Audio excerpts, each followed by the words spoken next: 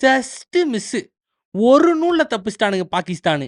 எப்படியும் பொட்டிய தூக்கி போறானுங்கன்னு 15 ஓவருக்கு முன்னாடியே நம்மளுக்கு தெரிஞ்சு போச்சு. இருந்தாலும் ரத்னாயகே ஒரு 50ய போட்டு காட்டு போல. கடைசியில ஷானக்கா என்ன அடி! மரண காட்டு. ஆஃப்ல 6 100 மீட்டருக்கு அடிச்சிட்டு இருக்கான்யா. கடைசி ஓவருக்கு 28 ரன் தேவைப்பட்டுச்சு. முதல் பந்து 4, 2வது பந்து 6, 3வது 6, 4வது 6. இப்போ 2 பாலுக்கு 6 ரன் தான் தேவை. அஃப்ரிடி 2 பாலு வைடா போட்டு, ஒரு அல்பான்ஸ் கில்பான்ஸ் வேலைய காட்டி, பாகிஸ்தான் ஜெயிச்சுட்டானுங்க.